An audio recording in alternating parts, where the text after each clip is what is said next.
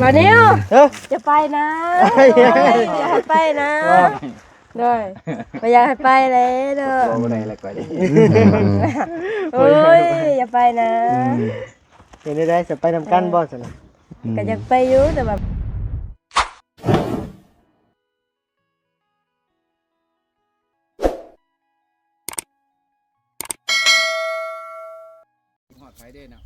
โอ้โหใหญ่ควบไปทั้งได้นี่ ไปเกือบลุงเฮิมแล้ว แต่กะโล74 ลุงเฮิมเมียอะไรออกจากบ้าน บ่ บัดนี้แม่อะไรออกจาก ว่าแล้วเคยเห็นว่ากันเนาะ แม่อะไรออก เอาพี่น้องเนาะกับพอดีทางน้องนิวมาอันนี้อันว่ามาลำลาก่อนทางน้องนิวเพิ่นสิขึ้นไปเซฟโปนว่าซั่นเนาะไปแจกเครื่องแจกของนี่แหละ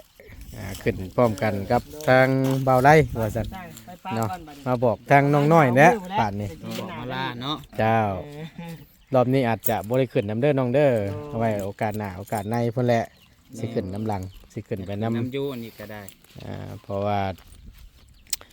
บ่ตูนก็ยังขึ้นบ่ได้อัน ยังมีแนวพาไป ก็ตัวนั้นก็ส่วนหนึง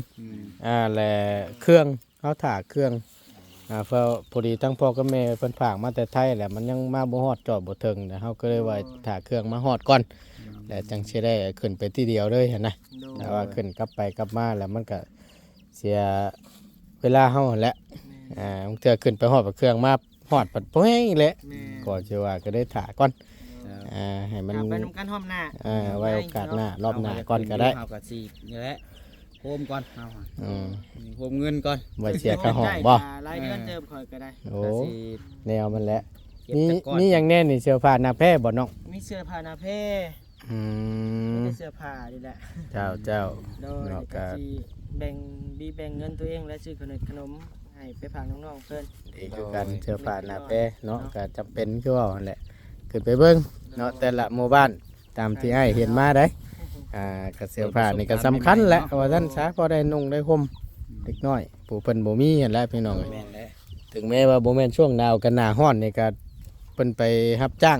นู่นนี่นั่น พอได้ชวมเนาะ พอได้ใส่หั้นนะ ถ้าอยู่เหนื้ออาจจะหนาว แม่น อยู่บ้านเฮาก็ยังหนาวคืนนี่ แม่นนั่นแหละพุ่นละไปกับทั้งทีมงานก็ตั้งอ้ายเพิ่นก็เต็มอยู่พุ่นแหละ กับสิไปเยี่ยมเบิ่งเฮือนลุงเฮิมอยู่คือว่าได้ยินข่าวเมียอะไรออกจากบ้านเลยกลับไปอยู่เฮือนหลังใหม่ว่าซั่นเนาะเห็นอยู่ได้ก็ยังว่านะ โดย มัน สิว่าจังไดพี่น้องเอ้ยก็คือเว้าหั่นแหละแต่ละรอบแต่ละครั้งว่าซั่นซะเฮาขึ้นไปนี่ก็หนึ่งหลักๆเลยก็แม่นค่าห้อง โดย คือ ใคร ว่าได้ยินข่าวมาค่าห้องวันละ200,000ตกอยู่แม่นเนาะ 300 บาทเนาะ แม่น คืนละ 300 นักอยู่บ้านเฮา300 โอ้ สุดได้ หาเงินได้บ่ฟังมือบ่ได้ฮอดอันแสนซ้ำเนาะ บาง มือบ่ได้ก็บ่ได้ เส้นปลายเนาะ แม่นเอามีแต่ไปพบพ่อกันอยู่พุ่นแหละเนาะลองเบิ่งประสบการณ์เปิดประสบการณ์ใหม่ โดย ถือว่าครั้งแรกเลยเนาะ รั้ น้ำเครื่องน้ำของ เดินทางขึ้นเดี๋ยวว่าด้วยตัวเองนะ บ่ได้แบบน้ำก้นทั้งลูกพี่ขึ้นนะ โดย แต่กี้ไปก็ไปไกลอยู่แต่ก็น้ำก้นทั้งลูกพี่เขาก็พอหู้ลิกหู้ลอยไปนะ โดย มาบัดนี้มันไปแบบผู้เดียวเลยไปกับบ่อไล่กะ ขึ้นพร้อมอะไรบ่ โดย อื ก็ ม ครั้งแรกเลยฮะครั้งแรกเลยแหละ แม่น ก็สิ แม่น ได้แล้วเพราะว่าบ่นิวกับบุคุ้นทางได้ทางเซโปนนี่ก็ได้ ก็สิดีแล้วว่าเพิ่นซ่อมแซมแล้วเด้ช่วงนั้นนะแถวอัน ไปห่อนยัน บ้าน ล ตรง ทาง แถวนั้นนะฮะ ไปห่อนยันลงทางอยู่ออบก่อนมาไปกับเบาเตียงเขาออกไปก่อน อ่า ว่าสิกลับลงมา ไป เว กลั ลา บ สัตว์ขึ้นเทิง ลงทาง วนกันถึงมันบ่ โอ้ย โอ้ ตอนไปหอดมันค่ำเด้ อ่า ตอนไปหอดห้องนะบันออกมา สัตว์โอ้ย โอ้ลงกำมาดีได้คำพูดปู่ผู้ใดบ่เคยไปหั้นนะ จริงๆคนทางเสียนเดียวไปเลย แม่น อืม เพอมันก็นั่น ห เดี ยุ ย ด ว กินก่อนนางหยุดกินก่อนโอ้ยกลัวเด้ เบาหิว โหดเลยโหดเลย โอ้ยเนาะ นั่นแหละเนาะ เอาอายเป็นสิไปป้าได้บ่ ร้อน มีการหายกันห้องบ่เนาะ เออ บ่ไปน้ำเพิ่นบ่อยากไปบ่ อยู่แล้ว เจ้า อยู่บ่ เลย ไปก็ขึ้นรถแล้วปะ บ่ทางเดินทางไกลนะ อืม ถ้าเพิ่นไปช้าใจก็อยากไปอยู่แล้ว โดย เอาหนาวอ้ายเพิ่นขึ้นไปแจกเครื่องแจกของจักมื้อขึ้นไป เอาแน่ๆนี่ประมาณ4มื้อไป 4มื้อ 4 มื้อพุ่น 4มื้อ5มื้อเนาะ มื้อ ขนาดบ่ได้มามื้อว่าอันนี้วันเดียวหนึงยังน้อยยังว่าอันนิวเดย์นิวเดย์ บ่ทางหาอยู่บ่ โอ้ยถามมึงเขาว่าตุนเนาะว่าตุน โดย โอ้ยวันนี้มัดมือละถาม บ่ได้ถามถามยอกพี่น้อง ทางมาแต่บุญทวีอยู่ยักษ์ บ่ถามหาไอ้นิ้ว จมอยู่ ขนาด เห็น เพิ่น น้อง บ่มามือเดียวนะหายังจมหา อืม ได้ยินแต่เบายาวแล้วว่าเบานี้เป็นไข่เพิ่นว่า โดยเป็นไข่เมื่อวาน จะไข่ใจจะไข่ยังเนาะ อืม เหมือนกันว่าไข่ใจ พอนี่ก็ได้เนาะ จัง บ่ ว่า ไปบ่นมาแต่อันเก่าอันนี้ได้ยอดได้หมด เอาสันมีแต่ว่าเดินทางเด้อเดินทางปลอดภัย บ่ไปได้บ่ อืม โอ้สิหามื้อพุ่นเนาะ อืม น้องก็ บ่ สิ ไป โล เดี๋ย ด ว แล้ จะ ว เสียยังให้ค่อย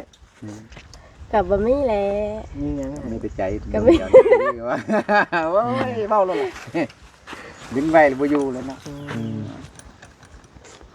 ไปกลับมาบัดนี้ผู้ดีห้องน้ำแล้วเนาะ แม่นยัดแล้วอยู่เบิ่ง โอ้4-5มื้อเนาะ 3มื้อก็แล้วของน้ำผู้สร้างเฮ็ดเนี่ยแม่นบ่ มื้ออื่นก็มุ่งก็แล้วได้เข้าแล้ว นี่บ้านนี้ โดย สา จะ ด โบก ก็ แล้วโบกกับตั้งตะโคกเนาะจะโอ้มาก็อาจจะแล้วแหละพี่น้องเอ้ย แล้วกันนิดหน่อยนะ จักแรกสิมาไวกว่านั้น บางทีมันทนบ่ได้เนาะคิดฮอดน้องน้อยบ่ คิดว่า เอาเออ แต่ฟังเบิ้งนี่แหละลงเอาเครื่องกรองลงไงมันทวงมันทันนั่นแหละเนาะได้ขึ้นทั้งที่เลยเสื้อผ้าหน้าแพรไปแจกจ่ายผู้เป็นบ่มีใช้มีซอยนั่นแหละแต่ละหมู่บ้านแต่ละครอบครัวก็มีนั่นนี่ก็พอไปอยู่พี่น้องเอ้ยแจกจ่ายยืนให้มันฮอดมันถึงแต่ละหม่องแต่ละบอนก็ชมเชยพี่น้องเนาะดีใจนำมีเครื่อง สู้ๆได้กับภาระหน้าที่ให้มันสำเร็จ ต้องเป็นมอมไม้มาครับการเฮ็ดเต็มที่ โดยไอ้ดอกมีรถมีรางไปมาสะดวกสบายคือว่าหั่นแหละ ก็คือสิลากันเถิงนี่แหละเนาะโอ้ย ไม่มึงยังเติมได้แต่มือวันยังบ่คือนานคำติเนาะยังให้ฮอดมืออื่นเด้ เอาเงิดบ่ เอา โมเมนต์ยังฮ้อนแดดโมเมนต์ยังดอก คือกันยังยำมากันแล้วเด็ดบ่ได้ถ่ายเลยวันเวลานี่ เจ้าเจ้า มีค่าเห็นได้แหละคันบ่ไปบ่มาก็บ่เห็นหน้าจ้อย เวลาบ่ถาคนเนาะ แม่น สังคมถ่าแต่คนดี แม่น ๆนี่ว่า ไปเดี๋ยวมันสิค่ำสิมืดน้องเดินทางไกลซ้ำเพื่อสิฮอดเชฟโปน ต้องเว้าสิไปนำแน่ผู้นี้เนาะเบิ่งคักเลยแลถือ ขนมไปป้อนบ่ บ่แม่นถือขนมไปกินน้ำ ยันว่าอย่าเมื่อยเด้เมื่อยแล้วป้อนไปน้ำ เจ้าไปซะ โอเคไปเดินทางปลอดภัยเด้อน้องเด้อ พ่อแม่แล้วก็กินข้าวอยู่เทิงผม แม่มึง ลาเราเด้อ เจ็บๆอยู่ บอก ไปเด้อไปเด้อพอเด้อโดยเข้ามาเลยเอาหมูให้กินเด้อ ไปไป แล้วลูกเอ้ยมันน้อย ไปเดิน โอ ทาง เคไป โอเค เดินทางเนาะ ไป มานิ้ว เฮ้ย จะไปนะอย่าให้ไปนะด้วยบ่อยากให้ไปเลยเด้อ บ่ได้แล้วก็ โอ้ยอย่าไปนะ เห็นได้จะไปนำกันบ่ซั่นน่ะ ก็อยากไปอยู่แต่ว่ามันไกลโพดบ่ไปได้บ่ บ่ไปบ่ได้แล้วเพิ่นมอบมาให้เด้อ โอ้ยบัดเฮ็ดจังไดเนาะบัด จำเป็นแล้ว แนมเบิ่งหน้าพะบ่คือหน้าบ่าวนี่หัวโอ้ยเฮ็ดจังไดเด้เนาะเฮ็ดจังไดเด้เนาะ โอ้ยอิสาดิ น่ะ ไปมีแต่ถ้าจัก2-3มื้อกลับมาใหม่เนาะ โอเคแล้วพี่น้องเอ้ยผู้ใหญ่เป็นมอบหมายงานมาเขาก็ต้องได้ไปพี่น้องเอ้ยเนาะโอ้ยยังไง ไปเด้อนี่เด้อไปเด้อ มาเอาไปไปคือเก่าไปพี่น้องเอ้ย ถ้าสิหายอีหลีได้ฮะ ให้ไหม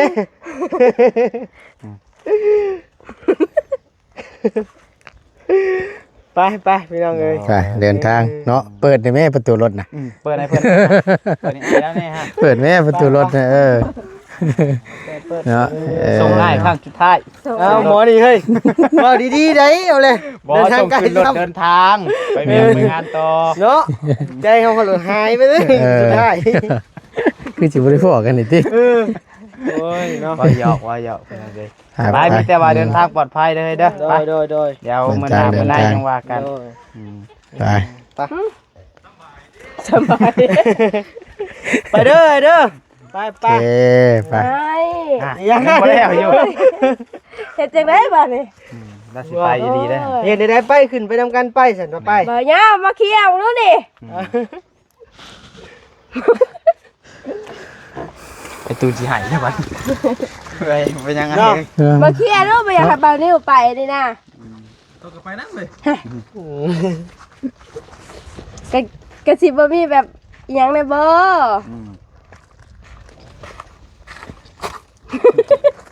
หาน้ำกินค่ะมันจะบ่ตาย เด้ไอ้น้ ยังอ่ะนะมียัง หมดแรงหมดแรงครบหมดแรงครบ ไปยังไงหายอยู่ เดี๋ยวจะเดินทางไกลเด้อน้องเด้อเดินทางไกลเด้อ เพื่อ เพื่อฮอดนะ บ่ายสองบ่ายสามเลย คำได้ ใช่ อย่างนี้ นี่น้ำที่หายอยู่ได้ โอ้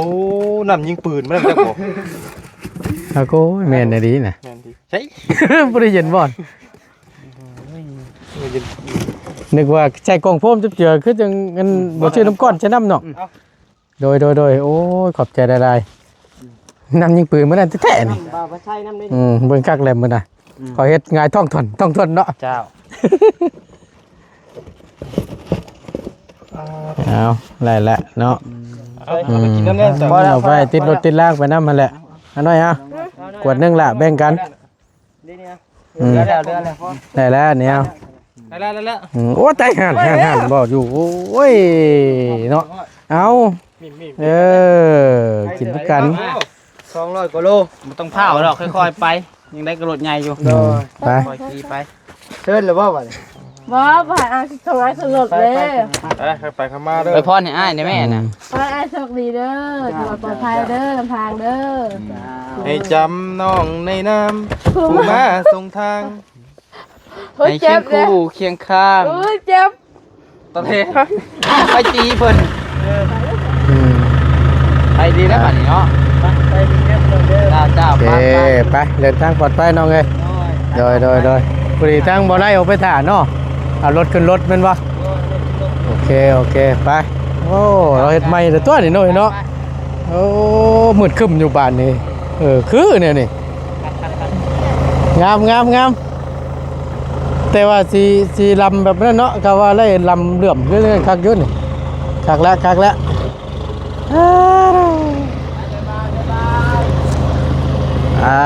เดินทางคือทางประตูนก็ยังบ่ทันได้ขึ้นหรอกพี่น้องเอ้ยเนาะก็เพิ่นละไว้รอบหน้ารอบในก็สิได้ขึ้นไปอยู่เนาะประตูนถ่าเอาเครื่องทั้งพ่อกับแม่เพิ่นฝากมาแต่หลายมื้อแล้วแต่ประตูนก็ยังถ่าอยู่ไปถามเพิ่นมื้อนั้นว่าบ่เห็นว่าซั่นประตูนก็ต้องเลยรอก่อนจักหน่อยขึ้นบาทเดียวเลยนะพี่น้องเนาะเอา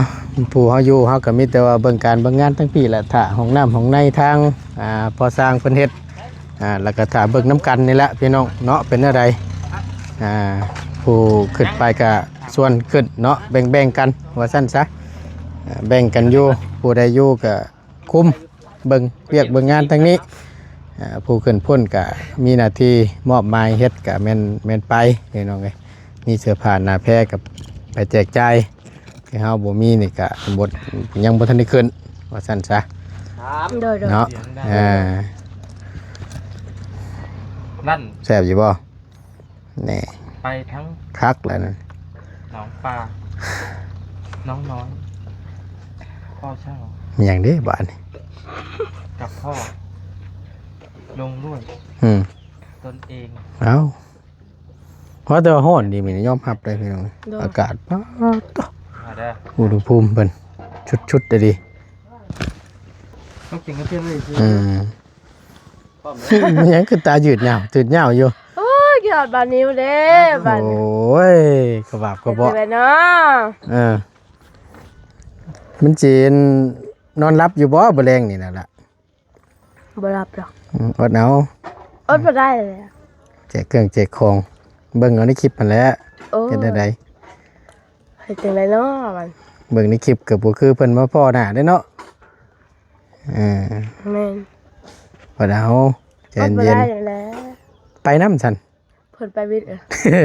อ้ายสิออกไปชงให้ไปนี่ ทันอยู่สิ ทันอยู่ได้ซำนี่ ทันบ่ ทันแล้วอ้ายลัดออกไปนี่ใกล้ๆนึง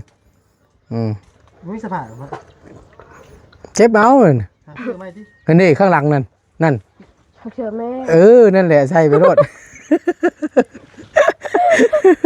เอ้าอันนี้แหละหมูมี่กับชื่อเอาไหม โอ้กินบ่ได้นอนบ่รับเลิศแรง ตายคักบาทเนี่ย เฮ็ดจังไดเนาะ เอาอดเอาเนาะไปพี่น้องเลยมิตรว่าพูดละเดี๋ยวไปเบิ่งห้องน้ำห้องในก่อนเป็นอะไรหลังจากที่ได้เทพื้นไปแล้วเนาะบัวมันแห้งนะบัวรัวจังใดเดี๋ยวเบิ่งน้ำกันพอสร้างแล้วเสร็จอย่างต่อเพราะว่าณตอนนี้เห็ดอย่างก็บ่ได้ละมีแต่รอแหละให้มันแห้งมันอย่างใดกะจังว่ากันอีกทีนึงเดี๋ยวประตูนสิพาพี่พาน้องไปเบิ่งประชมอีกห้อมหนึงเด้อพี่น้องเด้อเนาะ จ้า แห้งแล้วบ่เด้เนาะเพราะว่าพากันเฮ็ดตั้งแต่เช้าพุ่นได้พี่น้องเด้หมั่งแล้วตัวน่ะหมั่งแล้วเพอมันอากาศมันร้อนเด้เหมาะแล้วแหละช่วงเฮาเทช่วงอันนี้นะพี่น้องนี่มีแต่ว่าต่อไปก็แม่นนี่แหละติดตั้งสะโครกเฮาเนาะ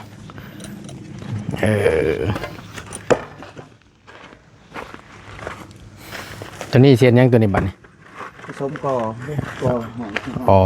อันตรงนี้บ่หม่องงอยหม่องนี่เนาะหมั่งอันเฮาเตะได้หรือบ่นี่เพิ่นยัง เอาแป้นแล้วก็ เอาอดนี่จังหน่อยสันพี่น้องไงมันก็แห้งแล้วก็จะได้เหยียบสะดวกสบายละ เพราะว่ามันตั้งเขาทำห้องแล้วมันเพื่อให้มันได้ไปน้ำเนาะ โอ้ การเป็นในโบกหรืออะไรไม่ได้ครับรายละเอียดกัน จังว่าเห็นทั้งหมดยาวว่าอยู่เรื่องโบกเรื่องหยังนี่ก็ได้โบกอยู่ดอกเห็นหมดยาวว่าผู้ใหญ่ทั้งหมดยาวให้โบกว่าซั่นในก็ได้เฮ็ดแล้วว่าซั่นโบกรถว่าซั่น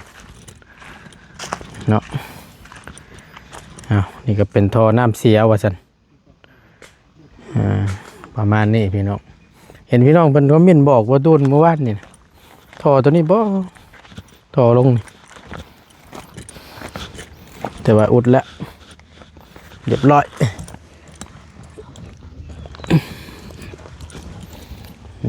แล้วจะได้สะดวกสบายบาทนี่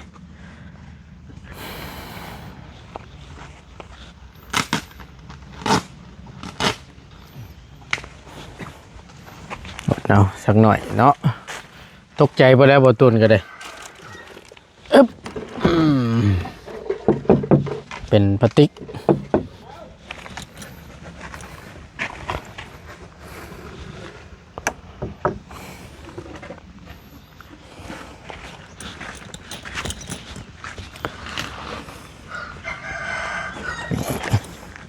เขาโบกกันน่ะสิพ่ออยู่หรอกเนาะปูนเนาะ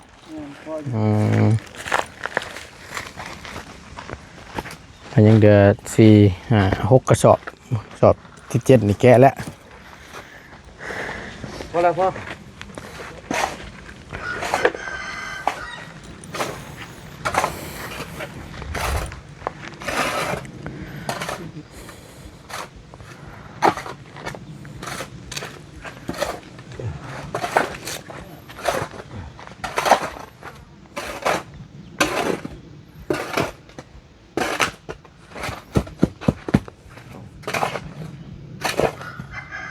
ตะเวนได้พวกนี้นะ แต่เว้นบ่ มันมีแนวเห็ด มีแต่ว่ารอให้มันนั่นเนาะให้มันแห้งมันหยังเนาะมื้ออื่นพุ่นแล้วจะได้แกะอันโต เช่ามันหาย เทคานอยู่เทิงอ่ะเนาะเดินตอนเช้า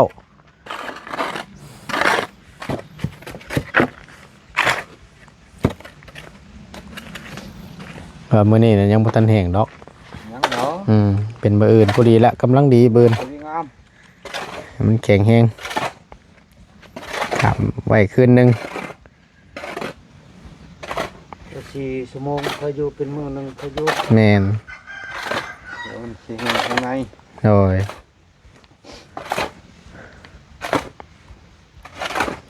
ถือว่าฮ้อนในมื้อนี้ก็ป๊าด พอแล้วมื้อนี้ เนาะฮ้อนกว่าเมื่อวานนี่แหละครับว่าเบิ่งอุณหภูมิเพิ่นแจ้งเตือนในโทรศัพท์ว้าดสุดเลยพี่น้อง น้ำใส่พอ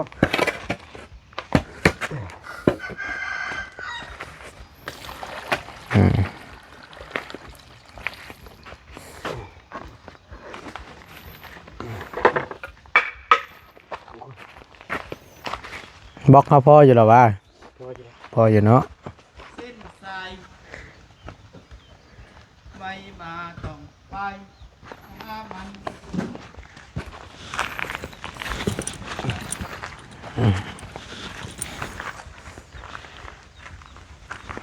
ไล่แล้วประตูยังอยู่เนาะโดย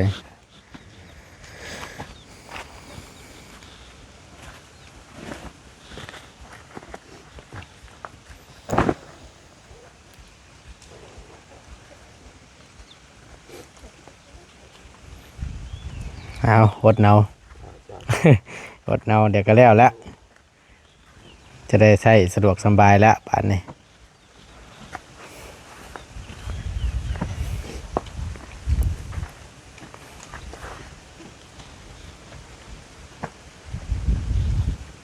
จะได้โบกนี่ก็งามแล้ว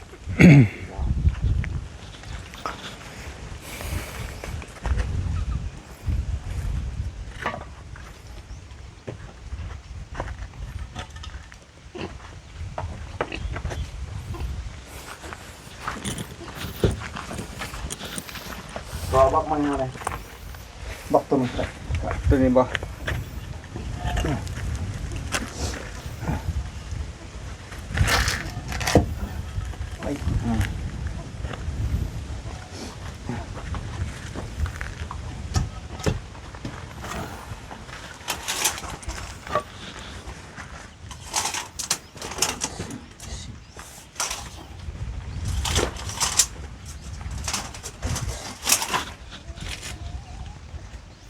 จีคือกันแต่เห็นอยู่บริบาล ปลาหูเบาเห็นยี่ดับปลาหูเบาปลาเผาแล้วบ่เห็น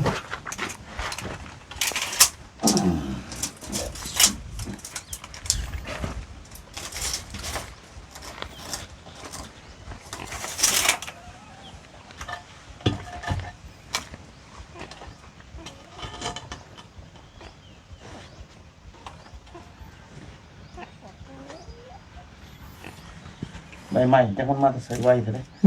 เนี่ยใบเสือกนี่แล้วกกเชือกนี่ปียุงมาใส่นี่ เดี๋ยวพอไม่บอกเจ้า เด้ตัวนี้ได้ตุ3ก้อน เดี๋ยว ชุดยอดปัญญาเลยอึ๊บฮ่าเอาเฮงพี่น้องเลยโอเคพี่น้องทางพอสร้างแล้วกำลังเตรียมจะก่อวางโถสวบโถสะโครกนี่เนาะระหว่างรอมันแห้งก่อแล้วก็เป็นพละเบิร์นพละเดี๋ยวจังว่ากันเนาะแกะพวกไม้เทคงเทคานเพิ่นนั่นแหละแล้วเราอาจจะได้มุงได้ยังแต่ก็จังว่ากันเนาะเพิ่นเนาะทางบ่ต้นก็สิได้อัปเดตในพี่น้องเพิ่น FC ได้เบิ่งได้ชมกันอยู่ดอกเนาะเอาก็ยังเหลืออยู่ทางบ่ต้นว่ายาวน้องพัดไส้ที่ยังบ่ได้ไปทางใดเบิ่งงานทางนี้อำแน่ทางน้องนิวเพิ่นก็เดินทางขึ้นเซโปนว่าซั่นเนาะฝากชมอ้ายเบิ่งงานทางนี้นำนี่เด้อว่าซั่นเนาะได้พี่น้องเอ้ยเดี๋ยวบ่ต้นเบิ่งให้เนาะไว้รอบหน้ารอบในพุ่นแหละเซโปนก็ได้ทางบ่ต้นก็ยังบ่ทันได้ขึ้นเนาะเอาขอบคุญขอบคุณหลายๆได้พี่น้องเด้ออยู่ดีมีแฮงพบเจอกันคลิปหน้าสำหรับคลิปนี้บ่ต้นลำลาแล้วผิดพลาดประการใดกราบขอโทษขออภัยนำได้เนาะในคลิปนี้เนาะสำหรับคลิปนี้ไปแล้วสบายดีเด้อพี่น้องเด้อ